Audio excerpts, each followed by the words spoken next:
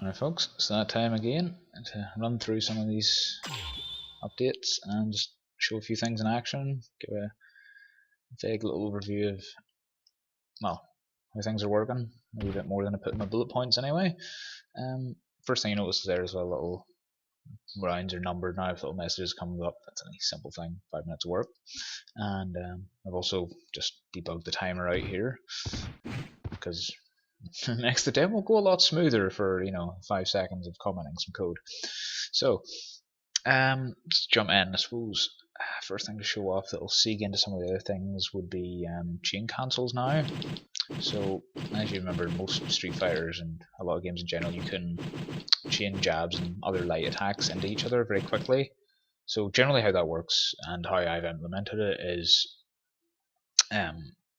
basically after the attack's been active and you're in the recovery of it, you can just cancel it into any other move that's defined as chain cancelable.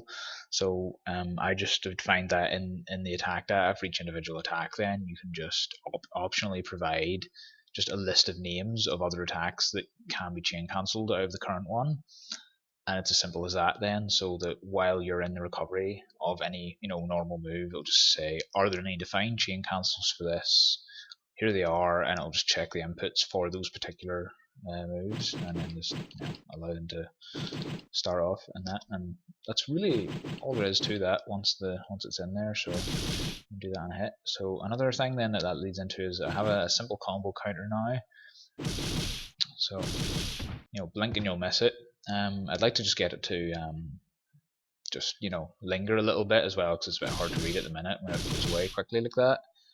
But again, you can very quickly drop and then reset into another quickly, so there'll be a wee bit of extra effort there just to so if you start a fresh combo, I need to go catch whatever's lingering and replace it. Because right now, if I were to do that, I would probably be using a different code to display the lingering effect than the more consistent, persistent, updated every frame stuff that I'm doing there. So that's just a wee tweak that will probably come in future, but it works now. So also the life bars now have a little delay in them, so it'd be easier to do with Ken as well. So if you just throw a few jabs, you notice the life bar doesn't begin to drain until the combo ends. You can see it very clearly there, and just so that the red portion is always showing you, what's getting taken off right now by the current combo. What other little things then? So we have dashes in now. No sound effects or anything in at the minute. They're just there, and they're a little bit slidey looking. And that's just because they're using just a flat constant velocity throughout, just quick and simple. Now I want to tweak that as well. Probably just add some kind of little structure where I can define a set of just a granular set of speed values over time, just apply that to a state, which sounds like it should be easy enough to do. So I'll give that a try at some point when I'm finished with the current set of stuff to do with meters and supers. But yeah, simple enough. Nothing special about them there. And we also have tech rolls in now, which I'll need to use a nice slow move to display. So let's see. Simple as that again. Quick and bare bones. It doesn't have any sound effects or anything like that in yet, but it's just so you see, if you can't do it off sweeps and things like that there, it's a bit harder to display. But you'll notice there from the inputs, input attack there on that, so just anything like that that's defined as a hard knockdown, it puts you straight to the ground. You can't tech, same as most fighting games. You just hit 3 punches and you hit the ground, you just go into your tech roll animation. It's invincible throughout, and you just get up faster and gain a wee bit of ground. And again, it's a little bit slidey. It's the same movement properties as the dashes and such. So there's that. But that's in now. It's currently the window to input the command and tech is just after you hit the ground. I'm gonna rework that a little bit as well. So I'm just going to use a bit of expanded detection as the character's falling, just so that I can place that window on the other side, just because it works out a little bit tidier like that anyway. for you're not having to delay the sound effects and things like that until you've decided whether or not the character is tagged. So it makes more sense. Just as they're about to touch the ground, you open up that window to see whether or not they've input it or not, and then as they touch the ground, you make the decision based on what's passed before. So it'll just be nicer that way. I think the biggest thing as well is the meter. I'll maybe do that in a fresh round. I'll show some other little small things. So sound effects as well. So we get some. So that's a nice loud sound bite from what he says there. So I'll notice if I just, it gets properly divided up. When I pause in the middle, which it wasn't happening before. Again, it wasn't too hard to do. It's basically the way the old XNA stuff and then by extension mono game now handles the sounds, that without going deep into it, you can just import a sound. You bring it in and you say, okay, here's my sound effect file. You just say, go play me that, and it'll handle instancing and disposing and all that without any further input from you, which is nice and easy. But when it comes into doing stuff like this, you need to bother to code your own implementation of that and maintain individual instances. So if you do that, then you get the power to just say, okay, right, I want to pause the game. Is there any sounds currently playing? Pause them, resume them, and whatnot. So that's that. It's a small thing, but it's kind of essential because you don't want your sound effects bleeding out if you pause the game and things like that.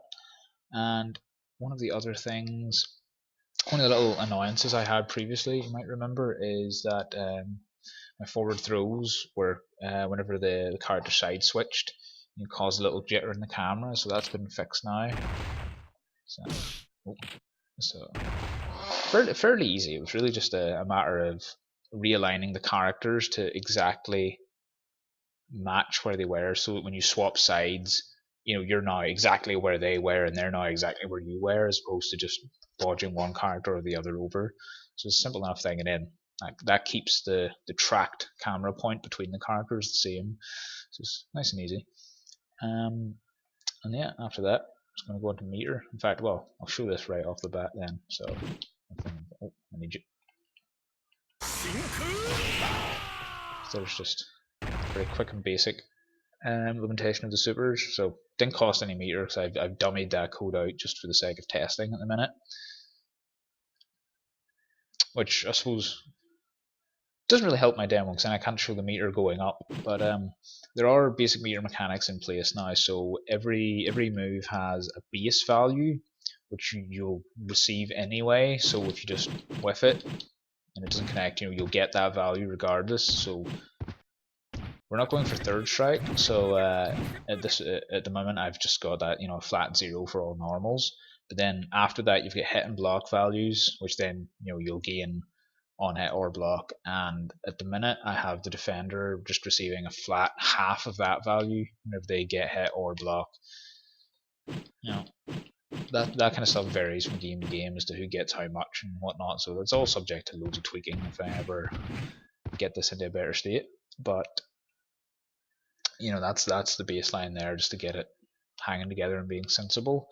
There's going to be a lot of other stuff to do with this at the minute. So only Ryu has a super at the minute. I haven't added Ken's, and there's a lot of things hard coded, like when and where the super freeze is going to be, and how much meter it's going to cost to do the move and stuff like that. But that's also exposed some other things that I want to do with my attack data and the hierarchy of what stuff is universal to everything, what only matters for normal attacks, what only matters for specials and supers. And following on from that, then you want to do, so obviously special cancel stuff at the minute, but you should also be able to cancel a super off of those moves, but you should also then be able to cancel a special into a super, as you can do in most games. Pretty sure you can do that in pretty much every Street Fighter made since about 95 or 96. So I want to have that as well, and that should be easy enough to do once I've got all of that data in place. And the only other thing there is, at the minute, the super fireball is just one big hit. Now generally, again, in pretty much every game, including the originals, like Ryu's super fireball is always divided across multiple hits. but I haven't done anything for projectile durability yet. So again, this shouldn't be too difficult, just haven't done it yet. So basically what that's going to be is that the projectile is only ever going to have one consistent hitbox. It's not going to change or vary over time like a normal attack would, something like that. But what then it's going to need to do is whenever it connects and gets expended, it just needs to lose like a point of durability or whatnot, and then have a little brief delay before it becomes active again, so that obviously all the hits don't get expended in the blink of an eye. But then there's just a short delay before it becomes active again, so that whenever it hits someone, you can see it just going doof, doof, doof, doof, just a steady rhythm of all the hits connecting. And again, then that'll allow you to do projectiles clashing, and you'll have super versions swallowing up normal ones, continuing, and things like that. So that's all the stuff that I'm going to be doing, soon. It's all the next steps. I think that's it for stuff you can really see. There's been a few other things in this update, but they're all again behind the scenes stuff you're not really going to see here. So like how move commands are stored and things like that have all been just completely redone. That was all part of doing the chain cancels. So which I don't think it was strictly necessary for it, but it's one of those things I got sidetracked into and wanted to do anyway. So there's just one universal way of doing it now. And even because beforehand, even up until this point, input checks were all hard coded and were just rubbish. So now it's all handled nicely, like everything else says. It's all defined in files. It gets loaded into a list. There's a few separate lists for different types of attacks, so that there's a priority. So it'll check the more complex commands first, and then drop out of that block once it finds a state, so it doesn't multi-trigger and all that kind of stuff. So that's all in there, and it just goes through everything that's defined in that order, does that, and there's a defined command list, all of that. So those are stored separately from the move itself, but again, they're not hard coded or anything like they were before. And it also lets me do multiple commands for the same thing. So you can, I think what set me on that path actually was things like the air Tatsu, because it's another little update to that. It's always the same version. So again, that follows the trend of how it was in CVS2, which I took these sprites from. So like the air version, it's just the same no matter which button you press. So that you can do things like that nice and easily now with my new implementation. You just define as many separate commands as you want for the same move, and if it detects any of those, it happens. That's what else have we got? Again, mostly very small things beyond that, just how rounds and things like that work. It's all just been tidied up, but nothing really interesting. Just taking some bad old code and cleaning it up. But yeah, I think that's all the good interesting stuff. So more supers and stuff like that coming soon, and getting to the stage now where, well, I like to think, oh, I've got most of these features in, but I'll always think of more. But yeah, I guess I'll just leave it at that. There's nothing before I ramble and make this too long. I've went over all the important stuff, so yeah. Catch us all next time, probably in a month. I seem to be doing these on a monthly basis now.